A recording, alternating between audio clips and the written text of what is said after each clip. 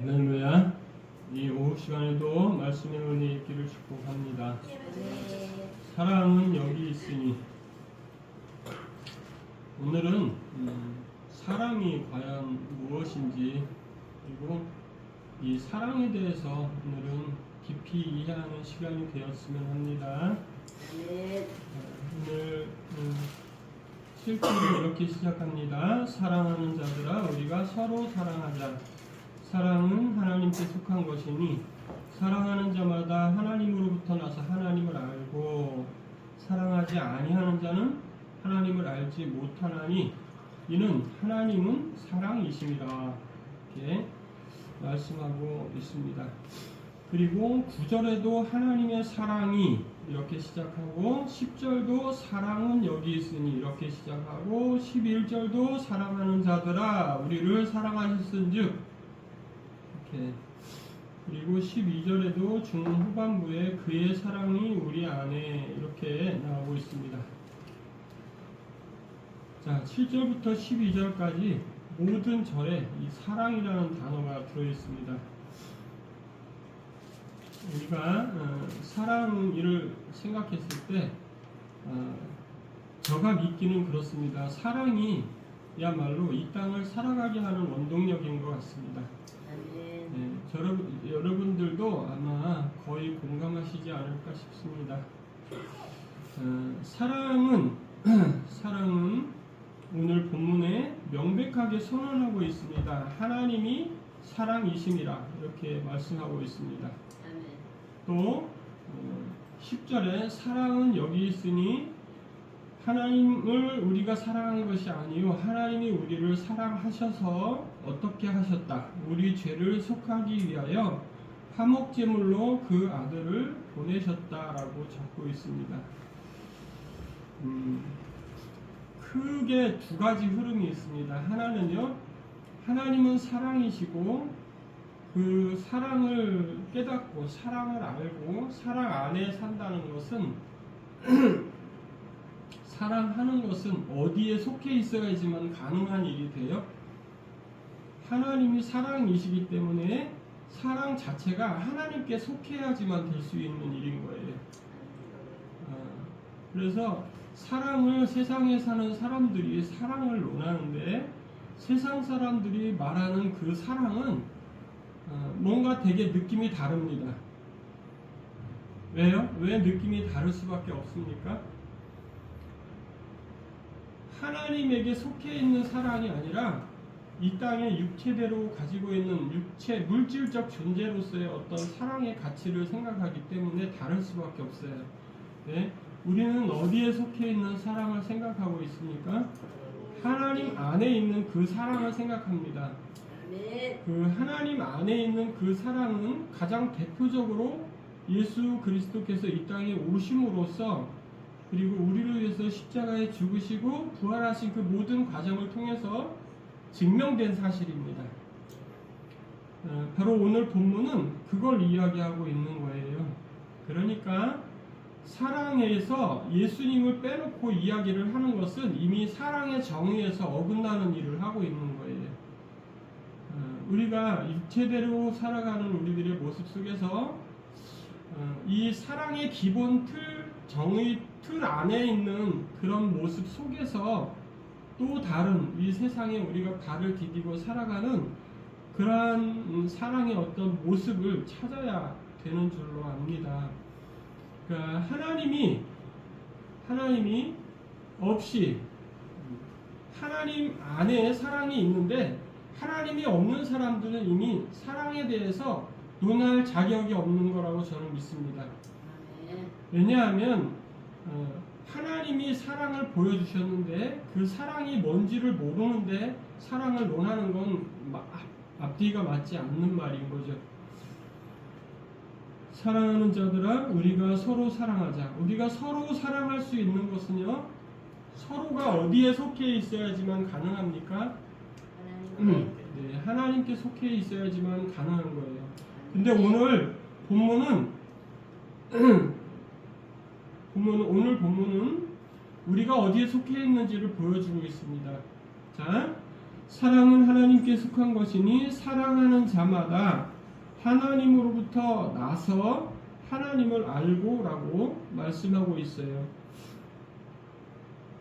자, 사랑하는 자가 뭐라고요? 하나님으로부터 낳고 또 하나님을 아는 사람이라는 거예요. 그러면 반대로 말하면 사랑을 하지 않는 사람은 어떤 거예요? 하나님을 모른다는 뜻이죠. 그러니까 이렇게 뒤집어서 이야기하는 것은 좀 뭔가 모순이 있을 수도 있지만요. 중요한 거는 뭐가 중요한 거예요? 내가 사랑을 하면 그 사랑을 하는 게 무엇을 증명하고 있다? 내가 하나님께 속해 있는 것을, 내가 하나님을 알고 있는 것을 증명하는 거라는 거예요. 자, 하나님은 사랑이시기 때문에 사랑하는 자는 하나님을 알고 사랑하지 않는 자는 하나님을 모른다. 이렇게 오늘 말씀하고 있고요. 사랑을 하는 사람은 어떻게 됐기 때문에 그가 가능하냐면 다시 낳기 때문에 가능한 거예요.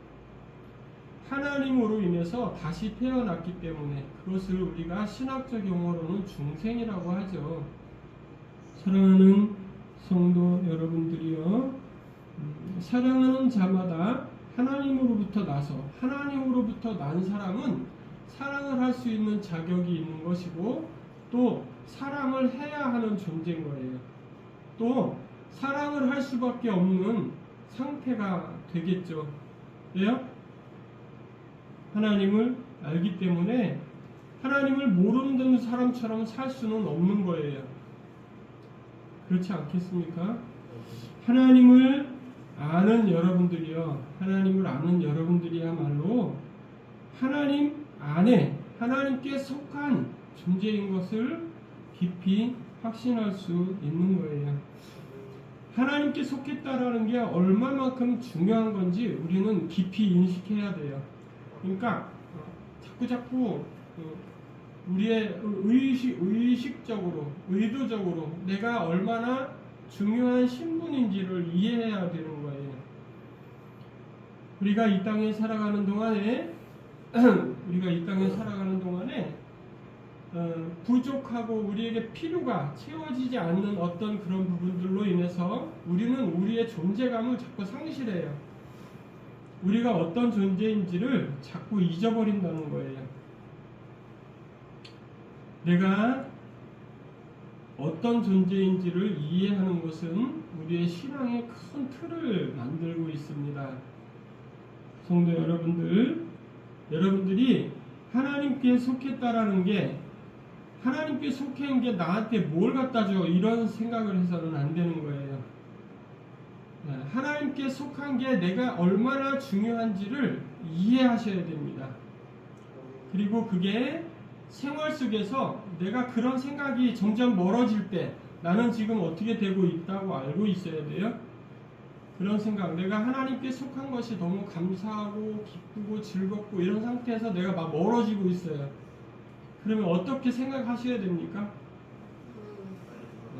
빨리 회개해야 됩니다. 정신 차려야 되는 겁니다. 네, 자꾸 우리 마음속에서 기쁨이 떠나가고 또 막 괴로움이 막 다가오고 막 그런 것만 계속 우리를 힘들게 하는 어떤 요소들로 인해서 내가 하나님께 속해 있다는 그것이 별거 아닌 것처럼 느껴질 때, 이게 지금 뭐가 온 겁니까? 신앙의 위기가 오고 있는 거예요.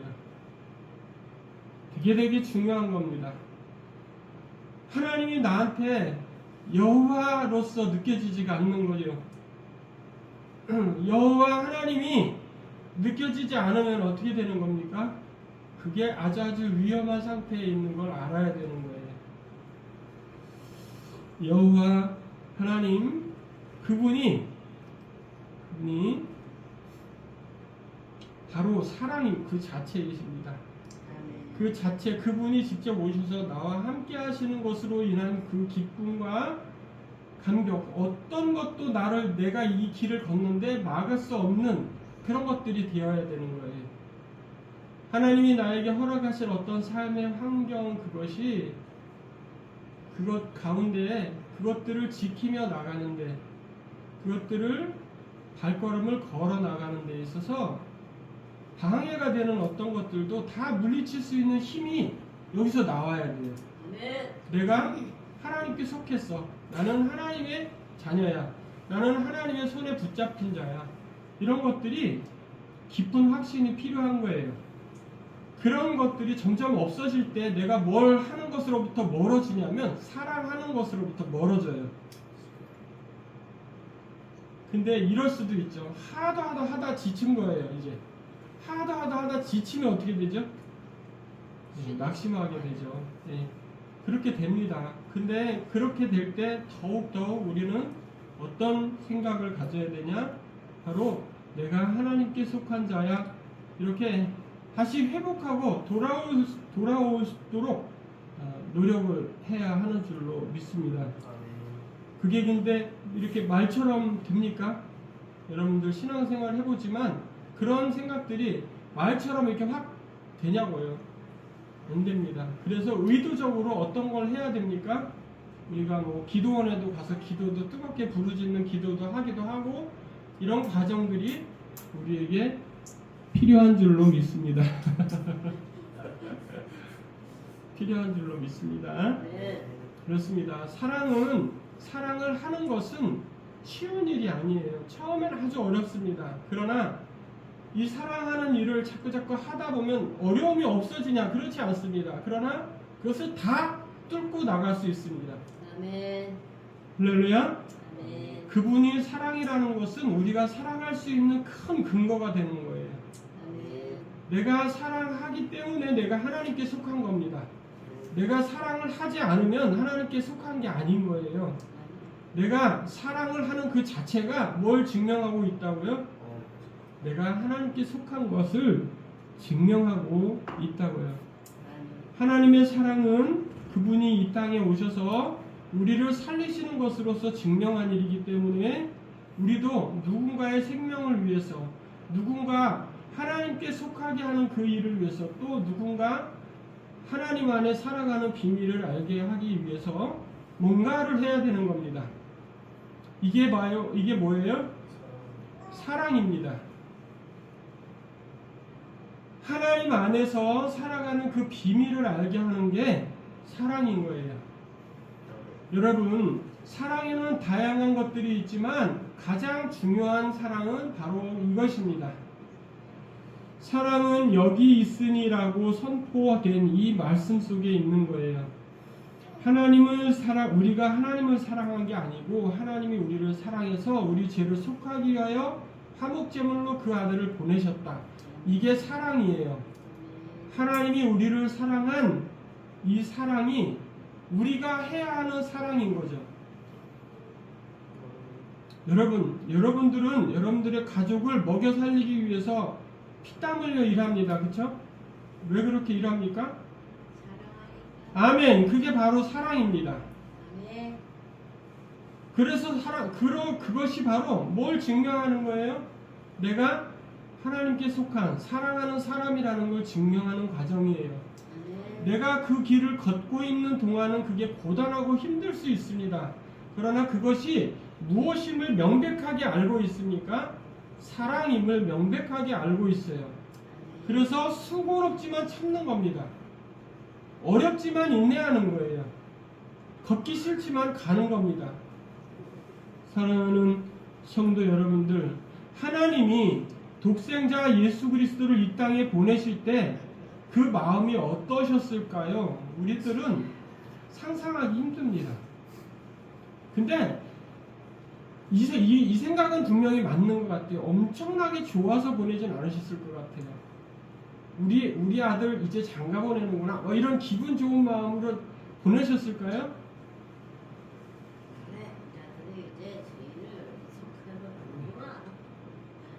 아주 기뻐하셨을까요? 근데 보내시면서 가졌을 느낌이요, 되게 이러셨을 것 같아요. 그러니까 막 기뻐서 아들 잔치에 보내는 기분으로 보내는 게 아니라 막 사지로 나가는 아들 보면서 가슴 졸이는 그런 심정이었을 것 같은 거죠. 어쨌든 하나님의 사랑은 거기에 있습니다. 근데 그것이 무슨 길이었기 때문에 보내셨어요? 생명을 그렇죠. 생명을 살리는 길이었기 때문에 보내신 거예요. 아멘. 그러니까 우리도 그렇습니다. 우리가 걷는 길이 욕을 들어먹을 수도 있습니다. 귀찮아하는 그 음성을 맨날 들을 수도 있습니다. 그렇지만 그 길이 사랑의 길이면 끝까지 가야 될 줄로 믿습니다. 아멘. 사랑하는 자들아, 하나님이 이같이 우리를 사랑하셨은즉 우리도 서로 사랑하는 것이 마땅하도다. 서로 사랑의 핵심은 어디에 있습니까? 서로 사랑의 핵심은 두 사람을 같이 사랑하는 걸 법을 알아야 되는 거예요. 사람은 다 질서가 있습니다. 어른이 있고 아이가 있고요. 상하 관계가 있습니다. 그래서 그게 왜 존재하냐면요. 부모가 해야 될 일이 있고 자녀가 해야 될 일이 있기 때문인 거예요. 그렇습니다. 상사가 해야 될 일이 있고요. 아래 직원들이 해야 될 일이 있는 거예요. 그렇기 때문에 질서 있게 모든 것이 되도록 되어 있습니다. 사랑은 서로라고 하는 것은 나가 계속 일방적으로 할 때 어떻게 되냐면 고갈되기 쉽습니다. 그런데요, 내가 상대방에게 베푸는 것에 대해서 내가 상대방에게 사랑을 줬을 때 사랑이 상대방에서 나를 다시 사랑하는 모습이 되돌아올 때, 즉 나의 사랑을 받아주는 걸 내가 알 때, 아, 저 사람이 나를 사랑하는구나, 이런 감정들이 우리가 보게 될 때 우리들은 다시 힘을 얻게 됩니다. 아멘. 서로 사랑이 얼마나 중요한지 우리는 알아야 돼요. 일방적으로 계속해서 퍼붓는 사랑은요, 받는 사람 입장에서도 고통일 수 있습니다. 어려움일 수 있어요. 고통까지는 아니더라도 어려움일 수 있습니다. 어떻게 이번엔 피해가지? 막 이런 느낌일 수 있습니다. 왜요? 전도를 하다 보면 너무나 명확하게 알 수 있어요. 교회에 한두 번 나온 성도들이 있으면 그 다음에 전화하잖아요. 전화할 때 받는 느낌이 달라요. 피하는 느낌, 피하는 느낌, 그런 느낌들을 보면서 우리는 많은 생각을 하게 되죠. 사랑하는 성도 여러분, 하나님 안에 있는 그 사람들이 바로 서로 사랑할 때 이게 하나님이 바라시는 바예요. 아멘. 하나님이 기뻐하시는 바예요. 자녀들로부터 공경을 받는 부모가 행복하지 않으면 이상한 거예요. 또 부모의 사랑을 받으면서도 그 사랑을 알지 못한다면 그거야말로 슬픈 일 중에 하나예요. 그렇습니다, 여러분. 부모가 주시는 그 모든 가르침과 그 모든 것들이 자기의 때로는 마음에 들지 않을지라도 잘 따라하고 부모가 사랑해서 그러는 건 줄 이해하고 이렇게 걷는 것, 또 부모를 때가 되면 때에 맞춰서 부모님들께 이렇게 해드리는 것, 그런 것들이 아무것도 아닌 것 같지만 우리의 일상 속에 있는 작은 것들이지만 그것이 서로 사랑하는 거의 모델인 거예요. 그런 것들이 계속 지속될 때 그런 것들이 바로 서로 사랑하며 살아가는 어떤 모습을 전형적으로 보여주고 있습니다. 교회가 욕을 먹는 가장 큰 이유가 뭐죠? 교회가 욕을 먹는 가장 큰 이유, 그 말을 되게 많이 들어요. 근데 우리가요, 교회들 다 찾아가 보잖아요. 교회들 가보면 교회에서 그 이웃에 사는 누군가에게는 섬기고 있습니다. 근데 우린 그걸 알아야 돼요. 왜? 우리는 어디 속해 있습니까? 교회에 속해 있습니다. 하나님이 세우신 이 땅의 교회에 속해 있습니다. 그러니까 우리는 누구의 말을 더 믿고 알아야 되냐면, 믿는 교회 내에서 일어나는 일들을 보고 우리가 믿어야 되는 거예요. 알아야 되는 거예요. 근데 교회 다니는 사람들이 그렇게 말하면 이거는 뭐를 아직 모르고 있는 겁니까? 교회가 어떤 곳인지 그리고 교회가 얼마나 많은 것을 하고 있는지를 모르는 상태에서는 할 수 있는 말이에요. 사랑하는 성도 여러분들이요, 교회가 많은 문제점들이 있습니다. 그러나 그런 문제점들이 일어나는 것과 별개로 교회에서도 많은 것들로 이웃에게 구제하고 또 전도하고 많은 것을 나누고 있는 거예요. 그것들이 무엇과 달라 보입니까? 그것이 무엇과 달라 보여서 사랑하지 않는다고 말을 하는 겁니까? 자기들에게 생각하는 그런 거와 달라 보여서 그렇게 말하는 겁니다. 사랑하는 성도 여러분들이요, 어떻습니까? 사랑은 어디에 있습니까? 하나님 안에 있습니다. 아멘. 사랑은 어디에 있습니까? 생명을 전하는 데 있습니다. 아멘. 사랑은 어디에 있습니까? 서로 나눠주고 자기의 본분을 다하는 데 있습니다. 아멘. 교회를 욕하는 사람들을 보면은요, 뭘 모르는 거냐면 교회를 모르는 거예요. 뭘 모르는 거냐면 하나님을 모르는 거예요. 하나님을 안다고 하지만 하나님을 아주 조금밖에 모르는 거예요. 아주 잘 모르고 있는 거예요. 성도 여러분, 오늘 12절은 이렇게 말합니다. 만일 우리가 서로 사랑하면 하나님이 우리 안에 거하시고 그의 사랑이 우리 안에 온전히 이루어진다라고 말씀하고 있고요. 13절은 그의 성령을 우리에게 주심으로 우리가 그 안에 거하고 그가 우리 안에 거하시는 줄을 아느니라 라고 말씀하고 있어요. 여러분들 그런 경험할 때가 있지 않았습니까? 정말로 내 안에 하나님이 계시는가? 이런 생각을 해본 적이 있으시나 모르겠네요. 바로 이 오늘 본문이 그 답을 주고 있습니다. 그의 성령을 우리에게 주심으로 무엇을 알게 된다고요? 우리가 그 안에, 그가 우리 안에 있는 것을 알게 된다고요. 자, 이런 사람들은 뭘 할 수 있습니까? 사랑을 할 수 있는 사람들인 거예요. 아멘. 사랑하는 성도 여러분, 또 한 주간 살아가실 때 사랑으로, 사랑의 사도로, 너무 어려운가요? 사랑의 여건으로 또 한 주간 승리하시기를 주의 이름으로 축복합니다. 아멘. 하나님의 성령이 그 사랑에 승리하게 하실 거예요. 아멘. 기도하겠습니다. 아버지 감사합니다. 또 한 주간이 우리 앞에 있습니다. 오늘 주신 말씀 기억하면서 부지런히 사랑하는 삶을 살아갈 수 있도록 인도하여 주옵소서. 예수님의 이름으로 기도합니다. 아멘.